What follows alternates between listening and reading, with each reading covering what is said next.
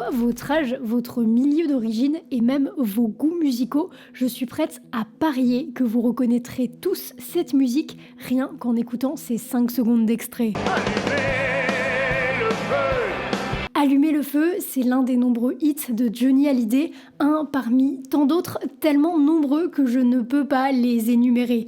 Et si Johnny a autant de classiques à son actif, c'est parce que sa carrière s'est étendue de 1960 à 2017, période durant laquelle il a enchaîné les idées les plus folles, allant d'une tournée entière avec un cirque jusqu'à arriver en hélicoptère au Stade de France.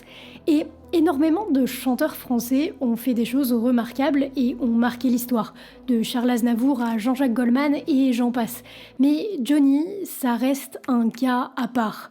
La preuve en est qu'encore 6 ans après sa mort et des dizaines d'années après son premier succès, Johnny Hallyday, le rocker, se classe dans le top 10 des artistes les plus écoutés en France en 2022, entouré de 7 rappeurs dont Jul ou Orelsan. Et ça m'intrigue. Quand et comment Johnny Hallyday a-t-il débarqué dans la vie des Français? Comment a-t-il réussi à avoir autant de succès pendant plus de 50 ans? Et quel impact a-t-il eu sur la France et sur les francophones pour qu'ils continuent de l'écouter autant? Je vous propose qu'on essaie de répondre à ces questions dans cette vidéo. Nous sommes le 15 juin 1943, au beau milieu de la Seconde Guerre mondiale, lorsque naît Jean-Philippe Smet. Oui, le vrai prénom de Johnny, c'est Jean-Philippe. On va y revenir. Le jeune garçon naît d'une union très instable entre Huguette Claire, une mannequin, et Léon Smet, un artiste qui alterne entre théâtre, danse et cirque, sans jamais vraiment réussir dans l'un de ces domaines. C'est au sein de cette union que va survenir le premier drame de la vie de Jean-Philippe. Durant la première année de la vie de son fils, Léon est absent, rentre très souvent ivre à la maison, mais passé cette période, il décide de partir définitivement de la vie de son enfant. Seul, sans argent ni temps pour élever son fils, Huguette se retrouve dos au mur et finit par confier Jean-Philippe à la sœur de son ancien compagnon, Hélène. C'est elle qui va l'élever et forger le jeune garçon qu'il va devenir. Hélène s'échappe de la France et Jean-Philippe a à peine 3 ans lorsqu'il débarque à Londres dans un appartement une pièce dans lequel il va habiter avec sa tante et ses 2 cousines. C'est dans cet appartement londonien que le jeune garçon, vers ses 6 ans, fait une rencontre qui va changer sa vie. Lee Ketchum, ou de son vrai nom, Lee Hallyday. Chanteur et danseur américain, celui-ci séduit l'une des cousines de Jean-Philippe, ce qui lui permet de s'installer au sein de la famille et d'être la première vraie figure paternelle dans la vie de l'enfant. Lee, l'américain, sera le premier à surnommer Jean-Philippe Johnny.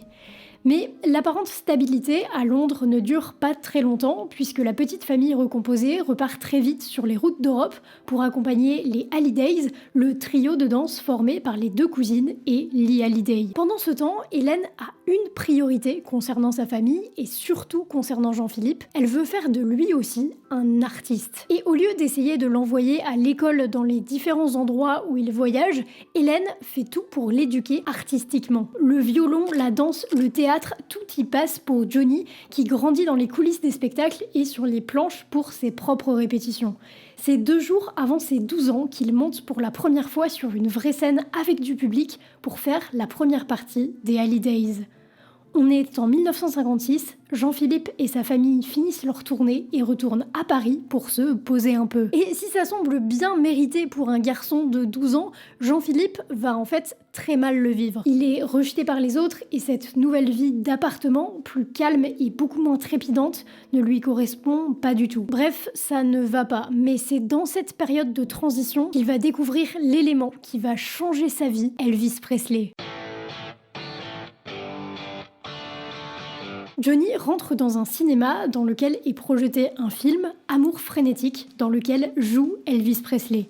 À ce moment, l'artiste cartonne en Amérique, mais pas du tout en France, et globalement, le rock'n'roll français n'existe tout simplement pas. Pour Jean-Philippe, c'est la révélation musicale, il se prend une claque et se dit que lui aussi, il veut faire du rock'n'roll. Mais un rocker ne peut pas s'appeler Jean-Philippe, c'est pas très rock. Alors il adopte le surnom que lui donnait Lee Hallyday, Johnny, et prend également son nom de famille. À présent, il s'appellera Johnny Hallyday, avec un I à l'époque. Pendant plus de 2 ans, de ses 14 à ses 16 ans, Johnny va s'entraîner, va essayer de donner des concerts sans grand succès, mais il va travailler dur et ça va payer, puisqu'en 1960, alors qu'il n'est même pas majeur, il obtient son tout premier contrat d'enregistrement avec un label français du nom de Vogue et sort son tout premier 45 tours. Et ça ne marche pas. Le succès commercial n'est pas au rendez-vous et le succès critique non plus. C'est un échec, mais Johnny n'abandonne pas et heureusement, puisque quelques mois plus tard, il va avoir l'opportunité de faire sa première télévision sur une émission appelée L'école des vedettes. Et ça va changer le cours de sa carrière. Eh bien, Johnny Hallyday, venez, avant de savoir s'il a une carrière devant lui ou s'il n'en a pas. Si les adultes n'accrochent pas à cette musique, les jeunes, et notamment les jeunes filles, tombent sous le charme de Johnny. Cette émission lui donne une vraie exposition grand public et c'est le début du succès. En tout cas du succès auprès des jeunes. Johnny va sortir un EP, Souvenir, et va surtout commencer à faire des concerts. Et c'est ça qui va lui valoir une très mauvaise image. Il faut comprendre 2 choses. D'abord, la musique rock'n'roll est toute nouvelle en France. Et toute une génération de parents se sent agressés par cette nouveauté. Et ensuite, le comportement rock'n'roll qui va avec la musique, lui aussi, il est tout nouveau. Johnny, à l'instar d'Elvis, est très expressif sur scène. Il fait de grands mouvements, se roule par terre, bref, c'est une rockstar. À travers ses shows, il offre à la jeune génération un nouveau moyen d'expression et une musique qui enfin leur ressemble. Et son public ne va pas manquer de se servir de ce moyen pour libérer leur colère. Un des événements notables représentatifs du phénomène, ce sont les émeutes de la place de la Nation le 21 juin 1963 lors d'un concert organisé pour le premier anniversaire de Salut les copains. Mais globalement, ça c'est juste un événement parmi tant d'autres parce que toutes les villes dans lesquelles il passe en concert connaissent leur lot d'incidents. On parle de batailles à Bordeaux, de salles saccagées à Lille, de bagarres à Lyon. Bref, Johnny, entre autres à cause de ça, est détesté par les médias grand public qui le qualifient de prince du tumulte ou de diable blond.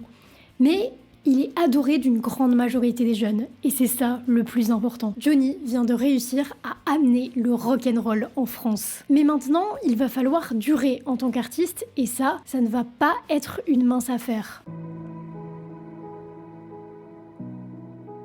Johnny va connaître de nombreux hauts, mais aussi de nombreux bas. Sa santé mentale notamment déclinera fortement au milieu des années 60, ce qui le mènera à une tentative de suicide à ses 22 ans. Johnny subit une grosse pression des paparazzis et à l'époque, dans la presse française, sa vie privée fait souvent la une des journaux People et parfois même des journaux tout court. Un geste pour la presse People. Dans tout ça, il alterne entre énormes succès musicaux et énormes échecs musicaux, dont un qui va lui coûter très cher, le Johnny Circus. Le Johnny Circus, c'est un concept inédit en France, lancé par Johnny en 1972, qui propose de mélanger spectacle de cirque et concert de Johnny sur 85 dates. Sauf que 85 dates, avec un vrai cirque, plus le coût opérationnel de la tournée, ça coûte énormément d'argent. Mais ça peut le faire si la tournée fonctionne. Sauf que la tournée ne va pas fonctionner. Et ça va plonger Johnny dans des ennuis financiers et l'empêcher pendant 4 ans de remonter un spectacle. Mais il va se relever encore. Les années passent, le rocker continue d'alterner entre projets à succès et échecs, mais on arrive au début des années 80 et là, les problèmes commencent à s'aggraver. Johnny, c'est une bête de scène. Il construit des shows incroyables, extrêmement novateurs pour l'époque, et le public est toujours au rendez-vous sur les concerts. Bon, sauf avec le Johnny Circus, mais on va y revenir. Bref, en 1984, il commence une série de concerts au Zénith de Paris qui va durer 3 mois. C'est énorme, c'est un record en France, mais comme je vous l'ai dit en parallèle, il y a aussi un problème, et ce problème, c'est le manque de hits. Johnny, il sort énormément d'albums, principalement parce que son contrat d'enregistrement l'y oblige. Mais ce qui fait vivre ces albums commercialement, et surtout à l'époque, ce sont les tubes, les morceaux qui ressortent du projet et qui passent en radio. Sauf que depuis Ma Gueule, en 1979, Johnny, il n'a pas réussi à faire de tubes. Et c'est un problème, parce que ça veut dire que rien de ce qu'il ne sort ne convainc le public pendant cette période, alors qu'il a sorti 10 albums. Mais il va trouver la solution. En 1985, Johnny va s'entourer de Michel Berger pour sortir l'album Rock'n'Roll Attitude et de Jean-Jacques Goldman en 1986 pour sortir l'album Gang. Le premier album contient le morceau Quelque chose de Tennessee, encore un de ses plus grands classiques aujourd'hui. On a tous quelque chose en nous de Tennessee, cette volonté de prolonger la nuit.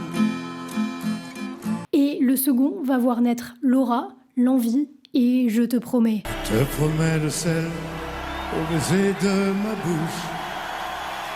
Je te promets le miel à ma main qui te touche.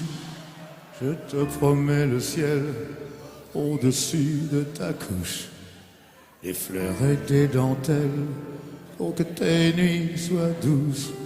Et c'est là toute la force de Johnny et l'explication de sa longévité musicale.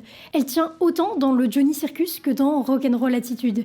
Il sait non seulement prendre des risques musicaux et scéniques, quitte à se planter royalement, mais il sait aussi s'entourer.